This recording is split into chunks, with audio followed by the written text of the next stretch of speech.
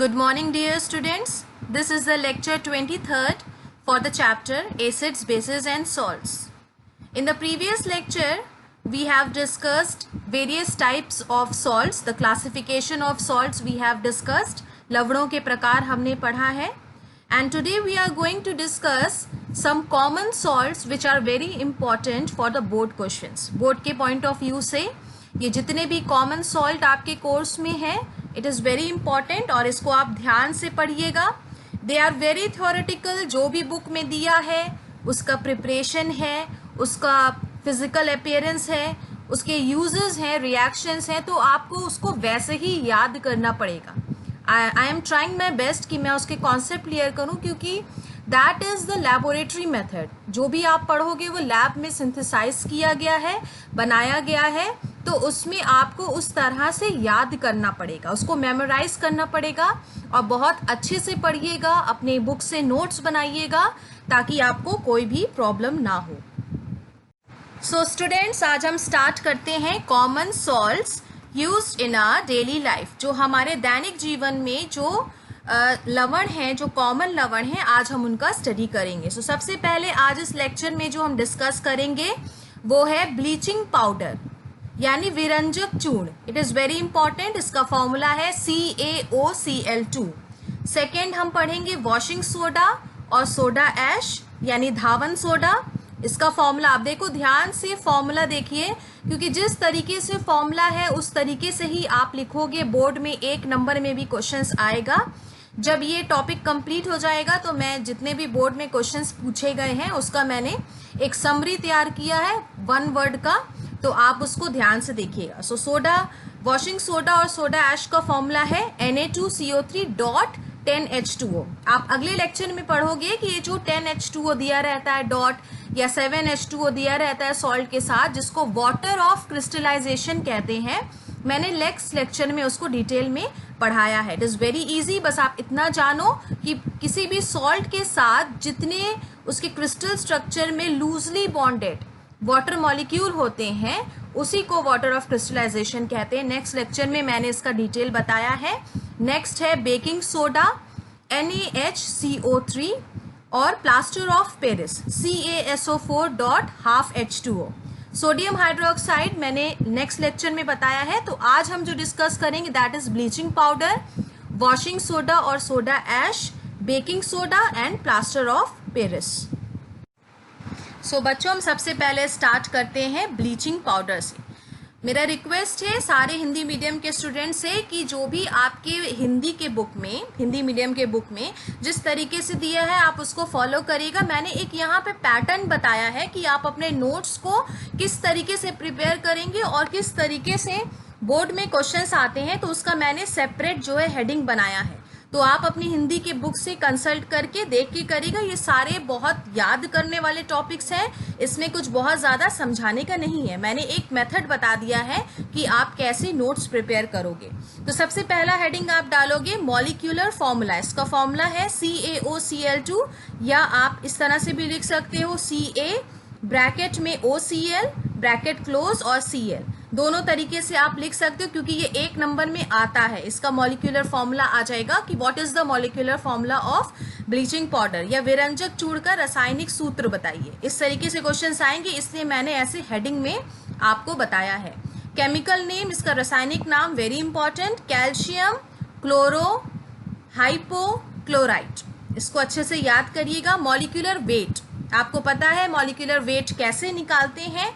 40 है ये कैल्शियम का, ऑक्सीजन का 16 और Cl2 एक क्लोरीन का 35.5 होता है. तो यहाँ पे क्लोरीन के 2 एटम है तो वो 71 हो जाएगा. तो टोटल आप ऐड करोगे तो 127 मॉलिक्यूलर वेट आएगा ब्लीचिंग पाउडर का. अब नेक्स्ट इंपॉर्टेंट चीज आता है प्रिपरेशन, कि कैसे आप इसको बनाओगे.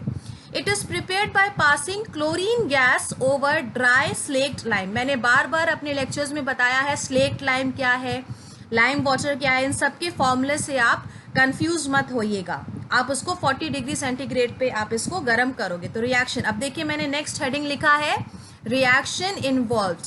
तो इसमें कौन सा रासायनिक समीकरण इसमें इन्वॉल्व है. आप देखो कैल्शियम हाइड्रोक्साइड, इसको आप स्लेक्ट लाइम बोलते हैं. इसमें जब क्लोरीन गैस पास करेंगे टेम्परेचर कितना होगा, very important, 40 degree.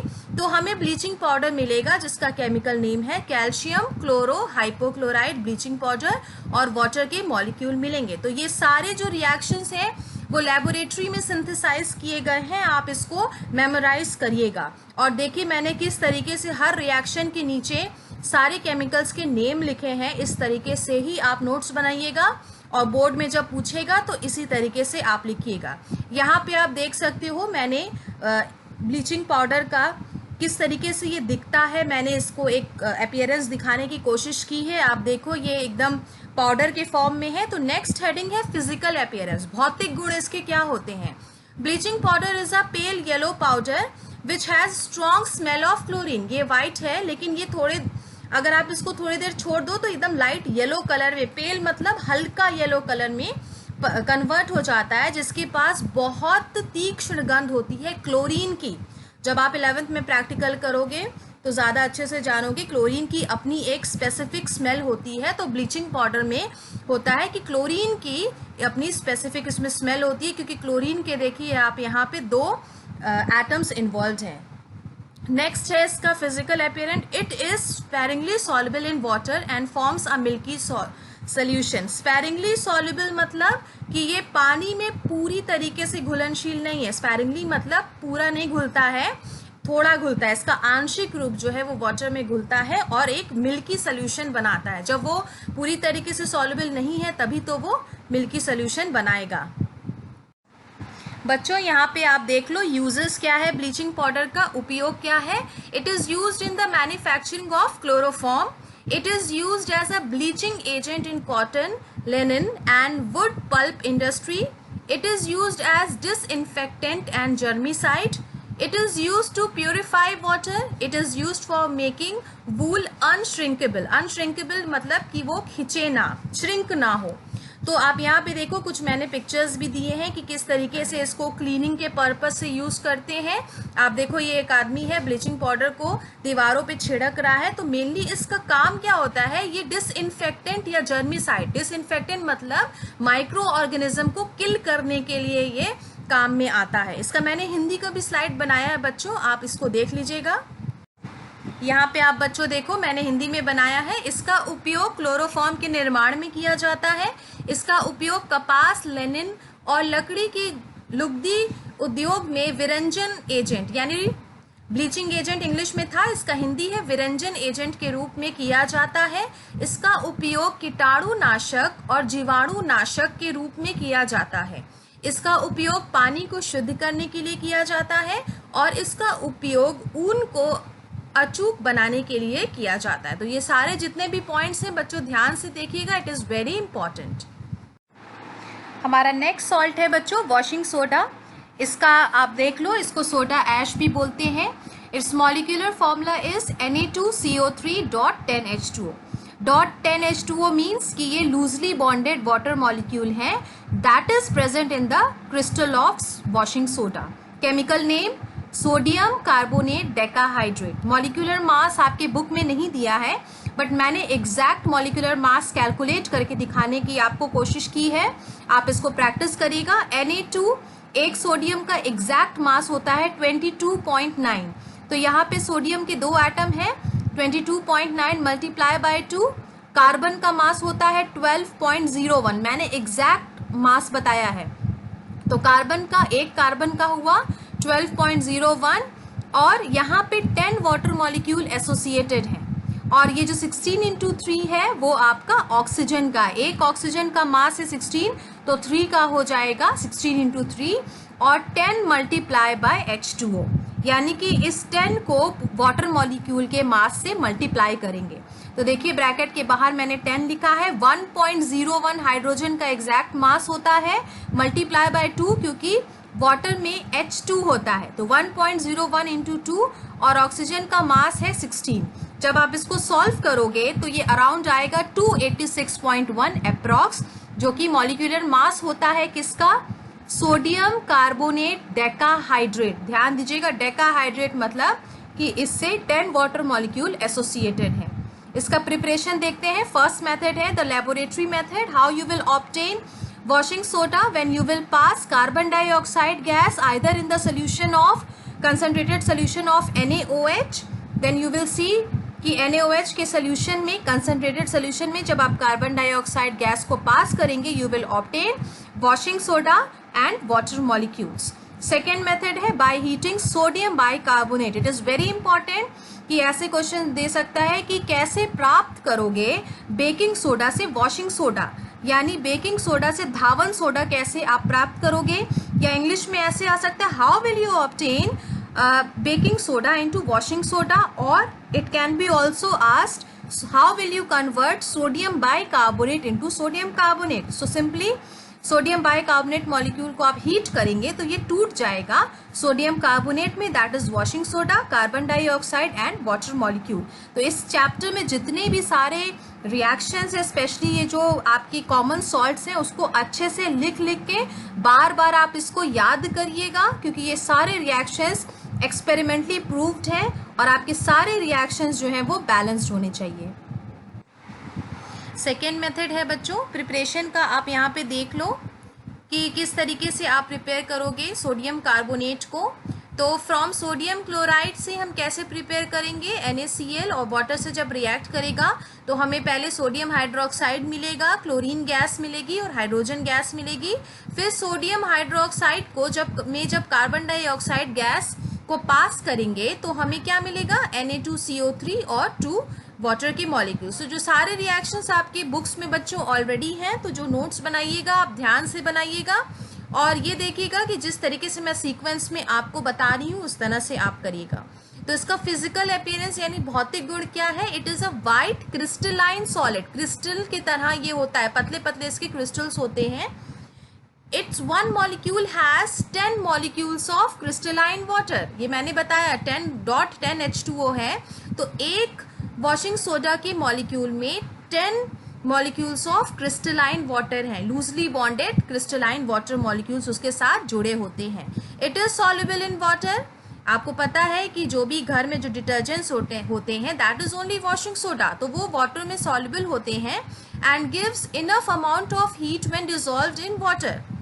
When exposed to dry air or heating, it loses crystalline water and is left anhydrous, gives sodium carbonate. जब Na2CO3.10H2O को ड्राई किया जाता है या हीट किया जाता है तो जो लूजली बॉन्डेड 10 वाटर मॉलिक्यूल्स होते हैं वो उड़ जाते हैं, इवेपोरेट हो जाते हैं और हमें एनहाइड्रस मतलब जिसमें कोई भी वाटर मॉलिक्यूल ना हो ऐसा सोडियम कार्बोनेट हमें मिलता है. वॉशिंग सोडा का नाम है सोडियम कार्बोनेट डेकाहाइड्रेट, लेकिन जब उसमें से वाटर मॉलिक्यूल निकल जाएगा तो हमें एनहाइड्रस मतलब जिसमें एक भी वाटर मॉलिक्यूल उसके साथ लूजली बॉन्डेड ना हो वो हमें सोडियम कार्बोनेट के फॉर्म में मिलेगा. नेक्स्ट है it is an odourless solid. इसकी कोई स्मेल नहीं होती है. हैविंग बिटर टेस्ट, और इसका टेस्ट जो होता है वो बिटर होता है. यूजेस आप इस तरह से समझिए कि वॉशिंग सोडा का मेन यूज क्या है, लॉन्ड्रीज में. ठीक है, लॉन्ड्रीज में वॉशिंग सोडा का यूज होता है. और सेकेंड बहुत इंपॉर्टेंट यूज है कि it is use to change hard water into soft water. Hard water का हिंदी है कठोर जल को मृदु जल में, सॉफ्ट वाटर में कन्वर्ट करने के लिए होता है. तो ये हार्डनेस कहाँ से आती है, सॉफ्ट वाटर वो वाटर होता है मृदु जल जिसको आप अगर सोप के साथ आप उसको अगर मिक्स करो तो वो आसानी से झाग देता है, it easily leather with soap. लेकिन जो हार्ड वाटर होता है अगर आप हार्ड वाटर के साथ अगर साबुन का यूज करो तो साबुन झाग नहीं देगा, it does not leather with soap. अब जो हार्डनेस होती है या कठोरता होती है जल की वो दो प्रकार की होती है. एक होती है टेम्पररी मतलब जो अस्थायी है, और एक होती है परमानेंट हार्डनेस. कठोरता जो होती है वो दो तरीके की होती है. एक होती है टेम्पररी जो कि अस्थायी है, कुछ समय के लिए है और वो अगर आप ऐसे कंडीशन दोगे तो वो खत्म हो जाएगी. और दूसरे प्रकार की कठोरता या हार्डनेस है वो है परमानेंट यानी जो स्थायी है. तो टेम्पररी हार्डनेस जो होता है कठोरता वो किसकी वजह से होता है, मैग्नीशियम और कैल्शियम के कार्बोनेट्स की वजह से होता है. ध्यान दीजिएगा, जो टेम्पररी या अस्थायी कठोरता होती है जल में, वो मैग्नीशियम या कैल्शियम के कार्बोनेट्स की वजह से होती है, जिसको आप सिंपली अगर बॉईल करो तो वो निकल जाती है कठोरता। लेकिन जो परमानेंट स्थायी कठोरता होती है, टेम्पररी हार्डनेस होती है, वो किसकी वजह से होती है? वो मैग्नीशियम और कैल्शियम के क्लोराइड और सल्फाइड सॉल्ट की वजह से होती है, जो बहुत ज़्यादा स्थायी होते हैं। उनको इस तरीके सिंपली बॉईल करके नहीं निकाला जा सकता। तो थोड़ा सा आपको आइडिया होना चाहिए कि हार्ड वाटर क्या है, यानी कठोर जल क्या है, और सॉफ्ट वाटर क्या है, यानी मृदु जल क्या है। नेक्स्ट यूज है इसका ग्लास के फॉर्म में paper, borax, soap powder, sodium silicate के मैन्युफैक्चर, इसको बनाने के लिए यूज किया जाता है। ये टेक्सटाइल और पेट्रोलियम रिफाइनिंग में भी यूज होता है। It is used as laboratory reagent, laboratory अभिकर्मक के रूप में भी इसका यूज होता है। It is used in preparing borax, baking powder and NaOH। और लास्ट यूज है, it is used for removing permanent hardness of water. मैंने बताया, I have told you that how hardness occurs, hardness कैसे occur होती है water में, due to some soluble magnesium and calcium salts. तो hardness दो type की होती है, एक होती है परमानेंट और एक होती है टेम्पररी। परमानेंट मतलब स्थायी और टेम्पररी मतलब अस्थायी। तो टेम्पररी जो हार्डनेस होती है, अस्थायी कठोरता, मेनली किसकी वजह से होती है? मैग्नीशियम और कैल्शियम के कार्बोनेट्स के सॉल्ट्स की वजह से होती है। लेकिन जो स्थायी होती है, परमानेंट हार्डनेस होता है, वो किसकी वजह से होता है? वो कैल्शियम या मैग्नीशियम के सल्फाइड्स या क्लोराइड्स के सॉल्ट की वजह से होता है। बच्चों, इसका हिंदी भी मैंने दिया है, आप देख लीजिएगा। पिछले लेक्चर में मैंने इसको समझाया है। लॉन्ड्री में यूज होता है, कठोर पानी को मृदु पानी में बदलने के लिए किया जाता है। इसके डिफरेंट जो यूजेस हैं, आप इसको देख लीजिएगा और पढ़ लीजिएगा। यहाँ पे आप बच्चों ध्यान से देखो, यूजेस में आप देखो लॉन्ड्रीज में किस तरह से वॉशिंग सोडा का यूज होता है, और आप देखो क्लीनिंग पर्पस से कैसे वॉशिंग सोडा का यूज होता है। इसको मैंने पिक्चर के फॉर्म में दिखाने की कोशिश की है। हमारा नेक्स्ट कॉमन सॉल्ट है बेकिंग सोडा। इसका मॉलिक्यूलर फॉर्मूला है NaHCO3, केमिकल नेम है sodium hydrogen carbonate. Molecular weight है 74। ये 74 कहाँ से मिला? 23 किसका है? सोडियम का है, हाइड्रोजन का 1 है, कार्बन का 12 है, और ऑक्सीजन, एक ऑक्सीजन को का 16 है। तो 16 मल्टीप्लाई बाय जब आप 3 करोगे तो हमको 48 मिलेगा। तो total molecular weight baking soda का कितना हुआ? 74 हुआ। इसको आप कैसे प्रिपेयर करोगे, प्रिपरेशन कैसे करोगे? It is obtained by passing carbon dioxide in a concentrated solution of sodium carbonate और sodium hydroxide। रिएक्शन इन्वॉल्व, ऐसे हेडिंग लिखोगे आप, जो भी रासायनिक समीकरण इसमें इन्वॉल्व है। सोडियम कार्बोनेट जब रिएक्ट कर रहा है कार्बन डाइऑक्साइड के साथ, तो वाटर भी प्रेजेंट रहेगा। तो हमें जो मिलेगा, the product we will obtain is baking soda, जिसका केमिकल नेम है सोडियम हाइड्रोजन कार्बोनेट। और सोडियम हाइड्रोजन कार्बोनेट कैसा दिखता है? आप ये देखो, व्हाइट पाउडर की तरह है। सेकेंड प्रिपरेशन है सोडियम हाइड्रोक्साइड के साथ। तो कैसे प्रिपेयर करेंगे? We will pass carbon dioxide gas in the solution of sodium hydroxide. First step में we will get sodium carbonate and water molecule. Again, sodium carbonate, when reacts with water and carbon dioxide, we will obtain 2 molecules of sodium hydrogen carbonate, that is baking soda. हमारा जो third method है baking soda बनाने का, it is from sodium chloride as a raw material. Raw material मतलब कच्चा material. तो आप sodium chloride से कैसे फॉर्म करोगे? पहले सोडियम क्लोराइड जब when it will react with water molecule, carbon dioxide and ammonia. Listen students, इस चैप्टर के मतलब इस टॉपिक्स के जो कॉमन सॉल्ट्स हैं, उसके जितने भी रिएक्शंस हैं, दे आर वेरी इंपॉर्टेंट। और 100% है कि रिएक्शंस जो भी प्रिपरेशन का है, या उसका फॉर्मूला है, या उसका कॉमन नेम है, या उसका यूजेस है, बोर्ड में इससे क्वेश्चंस आने ही आने हैं। तो आपको बहुत ज़्यादा नहीं याद करना है, लेकिन आप जितने भी सॉल्ट्स हैं उसके प्रिपरेशन मेथड अच्छे से बार बार लिख के याद करिएगा, क्योंकि ये सारे मेथड्स लैब में साइंटिस्ट ने सिंथेसाइज किए हैं। तो इसमें कुछ समझा नहीं सकती हूँ, बट मैं बस डिस्प्ले कर रही हूँ कि कौन कौन से आप केमिकल को मिलाओगे तो हमें कौन सा सॉल्ट मिलेगा। तो इसको आपको खुद मेमोराइज करना है, इस बात को आप ध्यान दीजिएगा। तो sodium chloride when reacts with water, carbon dioxide, और यहाँ पे आप अमोनिया भी ले रहे हो, तो आपको क्या मिलेगा, अमोनियम क्लोराइड, NH4Cl और NaHCO3, that is baking soda. Physical and chemical properties very important है। It is a white crystalline solid substance. आपको पता है कि व्हाइट क्रिस्टलाइन सॉलिड होता है। It is sparingly soluble in water, ये पानी में पूरी तरह से घुलनशील नहीं होता है, आंशिक रूप से घुलनशील है। This reaction is very important students. ये ऐसे पूछ सकता है, how will you convert baking soda into washing soda या सोडियम कार्बोनेट।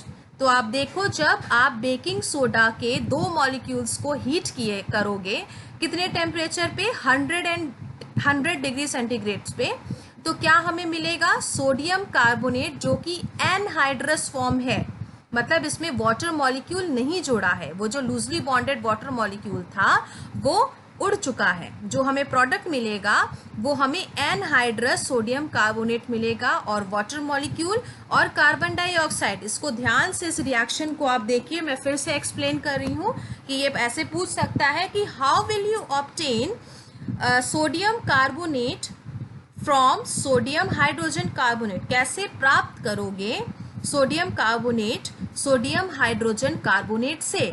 तो आप कैसे प्राप्त करोगे, जब आप सोडियम हाइड्रोजन कार्बोनेट को 100 डिग्री सेंटीग्रेड पे हीट करोगे तो हमें सोडियम कार्बोनेट का 1 मॉलिक्यूल मिलेगा, वाटर मॉलिक्यूल का 1 मिलेगा और कार्बन डाइऑक्साइड गैस रिलीज होगी। तो ये सारे जो रिएक्शंस हैं बच्चों, ये प्रैक्टिकली प्रूव्ड है, ये एक्सपेरिमेंटली सारी चीज़ों को लैब में करके प्रूव करके ये रिएक्शन हमारे सामने दिया गया है। तो जब भी आप इसको पढ़ना तो आप इसको मेमोराइज करना पड़ेगा आपको। इसमें मैं इससे ज़्यादा इसको मैं एक्सप्लेन नहीं कर सकती हूँ क्योंकि ये ऑलरेडी प्रूव्ड रिएक्शंस है। तो आप इसको बस ध्यान देना कि जब हम इसको हीट करेंगे हाइड्रोजन कार्बोनेट को तो हमको सोडियम कार्बोनेट का सॉल्ट मिलेगा। सो बच्चों हम स्टार्ट करते हैं यूजेस से कि बेकिंग पाउडर का यूजेस क्या है। It is used as drug to cure the acidity of stomach. It is used in fire extinguishers, मतलब फायर को बुझाने के काम आता है। It is used in beverages. Beverages मतलब जो पेय पदार्थ होते हैं, जो कोल्ड ड्रिंक्स वगैरह होते हैं, उनको हम ब्रिवेजेस बोलते हैं। In laboratories it is used as reagent. Reagent मतलब अभिकर्मक के रूप में भी इसका यूज होता है। इंपॉर्टेंट क्वेश्चन है, it is very important, how baking soda helps to make cake soft and spongy. जो भी केक में स्पंजीपन होता है या जो स्पॉन्जीनेस होता है, सॉफ्ट होता है, वो बेकिंग सोडा की वजह से होता है। तो ये कैसे होता है, आप रिएक्शन देखो। When baking powder is added in water, जब हम केक के मिक्सचर में जब हम बेकिंग पाउडर ऐड करते हैं और हीट करते हैं तो फॉलोइंग रिएक्शन जो होता है वो फॉलोइंग होता है। ये सोडियम बाइकार्बोनेट है बेकिंग सोडा, और जब इसमें हम वाटर ऐड करते हैं तो फिर क्या होता है, कार्बन डाइऑक्साइड गैस रिलीज होती है और वाटर मॉलिक्यूल निकलता है और सोडियम सॉल्ट ऑफ एसिड। इस एसिड एक फॉर्म होता है सोडियम सॉल्ट, किसका, एसिड का। तो इस कार्बन डाइऑक्साइड जो गैस निकल रही है उसकी वजह से ब्रेड या केक जो होता है वो स्पॉन्जी होता है, बहुत फ्लफी होता है। तो इसको ध्यान से देखिए, ये H+ कहाँ से आया कि जब आप वाटर मॉलिक्यूल, जब आप केक के मिक्सचर में जब सोडा को ऐड किए तो ऑलरेडी उसमें वाटर मिक्स है केक के मिक्सचर में, तो वाटर मॉलिक्यूल डिसोसिएट हुआ है H+ आयन में, और जब H+ आयन इससे इस सॉल्ट से रिएक्ट करेगा तो कार्बन डाइऑक्साइड गैस रिलीज होगी, वाटर मॉलिक्यूल बनेगा और सोडियम सॉल्ट ऑफ एसिड यानी अम्ल का सोडियम लवण बनेगा, पर्टिकुलर एसिड का सोडियम सॉल्ट बनेगा, और इस कार्बन डाइऑक्साइड गैस की वजह से ही केक में जो है वो स्पॉन्जीनेस होता है। It is very important. मैंने नेक्स्ट लेक्चर में जितने भी बोर्ड में इंपॉर्टेंट क्वेश्चंस हैं उसके नोट्स तैयार किए हैं, तो आप उसको देखिएगा। बच्चों मैंने यहाँ पे सेम उसी स्लाइड का हिंदी वर्जन दिया है, आप इसको देख लीजिएगा, सारी चीज़ें सेम हैं, आप इसको देखकर और इसको अपने कॉपीज़ में नोट कर लीजिएगा। आज का हमारा लास्ट टॉपिक है बच्चों, प्लास्टर ऑफ पेरिस। इसका मॉलिक्यूलर फॉर्मूला है CaSO4.12H2O। केमिकल नेम है calcium sulphate hemihydrate. Molecular weight इसका कभी पूछा नहीं है, बट मैंने डायरेक्टली बता दिया है कि मान लीजिए कभी आता है तो आप इसको ध्यान दीजिएगा कि 145.15 इसका मॉलिक्यूलर वेट है। इसको कैसे प्रिपेयर करोगे? By heating gypsum. जिप्सम को जब हम हीट करेंगे 373 केल्विन पे, जिप्सम का फॉर्मूला है 2CaSO4.2H2O। जब इसको हीट करेंगे तो हमको प्लास्टर ऑफ पेरिस मिलेगा और 3/2 वाटर मॉलिक्यूल मिलेगा। तो ये जितने भी रिएक्शंस हैं उसके लिए आप परेशान मत होइएगा, आपको उसको मेमोराइज करना पड़ेगा बच्चों। बार बार मैं बोल रही हूँ कि ये सारे एक्सपेरिमेंटली प्रूव्ड रिएक्शन है, प्रयोगशाला में इसको बनाया गया है, किया गया है और प्रूव किया गया है। तो इसमें जो है आपको इस तरीके से याद करना पड़ेगा। प्लास्टर ऑफ पेरिस किस तरीके का दिखता है यहाँ पे आप देख लीजिए। फिजिकल प्रॉपर्टी है, ये व्हाइट पाउडर होता है जैसे कि आपको इस पिक्चर में दिख रहा है, and has the property of setting into a hard mass on waiting with water. जब इसको प्लास्टर ऑफ पेरिस को जब हम वाटर के साथ सॉल्युबल करते हैं, वाटर में मिलाते हैं, तो ये कुछ देर के बाद हार्ड मास में कन्वर्ट हो जाता है, जिसके कि प्लास्टर के फॉर्म में होता है। जैसे जो हड्डियां टूटती हैं तो जो प्लास्टर लगता है वो प्लास्टर ऑफ पेरिस ही होता है। It is also known as POP, short form है इसका POP। It should be stored, ये जो लास्ट पॉइंट है मैंने अलग कलर से भी दिखाया, it is very important. It should be stored in a moisture proof container. Why? Plaster of Paris को मॉइस्चर प्रूफ कंटेनर में क्यों रखना चाहिए? Because it is a powdery mass, absorbs water और moisture to form a hard solid known as gypsum. It is very important कि इसको हमेशा हम मॉइस्चर प्रूफ कंटेनर में क्यों रखते हैं? बिकॉज प्लास्टर ऑफ पेरिस जो है वो व्हाइट कलर का पाउडरी मास है, एंड इट एब्जॉर्ब्स वाटर और moistures very fast to form a hard solid known as gypsum. तो इसलिए इसको जब भी स्टोर करते हैं तो इसको मॉइस्चर प्रूफ कंटेनर में, जिसमें मॉइस्चर ना आ सके, ऐसे कंटेनर में इसको यूज करते हैं। यहाँ पे बच्चों आप इसका यूजेस देख लीजिए, it is very important. Uses क्या है? It is used in hospitals for setting fractured bone. मैंने बताया था, देखिए इस पिक्चर में मैंने शो किया है, तो ये POP ही होता है। प्लास्टर ऑफ पेरिस को ही वाटर में जब डिसॉल्व करते हैं तो कुछ समय के बाद वो हार्ड मास में चेंज हो जाता है, जिसको यूज़ किया जाता है जो बोन्स टूट जाती हैं, फ्रैक्चर्ड बोन्स होती हैं, उसके सेटलमेंट में। नेक्स्ट है, it is use in making toys. देखिए यहाँ पे डेकोरेटिव मटेरियल्स, टॉयज भी यूज होता है, प्लास्टर ऑफ पेरिस इसके लिए यूज होता है। Cheap ornaments, cosmetics and black board. It is use in chemistry laboratories for sealing air gaps in apparatus where air tight arrangement is required. कभी कभी कोई पर्टिकुलर रिएक्शन कैरी करने के लिए कभी कभी जैसे कुछ गैप्स आ जाते हैं एपरेटर्स में, एयर गैप्स आ जाते हैं, तो वो एयर गैप्स जो होते हैं वो एक्सपेरिमेंट को कैरी करने के लिए हिंड्रेंस पैदा करते हैं, रुकावट। तो उन एयर गैप्स को सील करने के लिए किसका यूज किया जाता है? प्लास्टर ऑफ पेरिस, ताकि एयर टाइट अरेंजमेंट हमको मिल सके। देखो बच्चों, जब केमिस्ट्री का पर्टिकुलर जो भी एक्सपेरिमेंट्स होते हैं उनके लिए बहुत सर्टेन कंडीशन चाहिए होता है। तो अब जब आप और बड़े होगे, जब लैब में जाओगे या आगे और पढ़ के आप रिसर्च की फील्ड में जाओगे, तो बहुत सारे जो रिएक्शंस होते हैं वो दिखते तो इजी हैं, लेकिन जब आप उनको लेबोरेटरी में करते हैं तो बहुत सारी डिफिकल्टीज आती हैं। तो कुछ ऐसे एक्सपेरिमेंट्स होंगे जिनके लिए एयर टाइट अरेंजमेंट की ज़रूरत होगी, और कभी कभी किसी कंडीशन से एयर गैप्स आ जाते होंगे, तो उन एयर गैप्स को सील करने के लिए POP का यूज़ किया जाता है। लास्ट यूज है, it is making surfaces smooth before painting. जब हमारे घर में पेंटिंग होती है तो प्लास्टर ऑफ पेरिस की पुट्टी लगाई जाती है, जिसको जनरल लैंग्वेज में कहते हैं पुट्टी लगाना। तो वो पुट्टी जो होती है वो प्लास्टर ऑफ पेरिस की ही होती है, ताकि पेंटिंग के पहले जो सरफेस है उसको स्मूथ किया जा सके। बच्चों इसका मैंने हिंदी भी बताया है, आप इसको देख लीजिएगा और अपने बुक से इसको मिला लीजिएगा। जो पॉइंट्स नहीं दिया है आपकी बुक्स में, आप इसको इससे मिला के समझ के पढ़िएगा।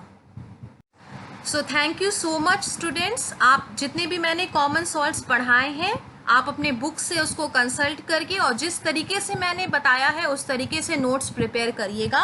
नेक्स्ट लेक्चर में बोर्ड्स में किस तरीके से क्वेश्चंस पूछते हैं उसको मैं करवाऊंगी, आपको दूंगी, आपको उसको सॉल्व करना होगा। और जितने भी रिएक्शंस हैं या फॉर्मूला है जो या नाम है कुछ भी है, आपको उसको मेमोराइज करना पड़ेगा, याद करना पड़ेगा और उसको हमेशा लिख लिख के आप पढ़िएगा। Thank you so much.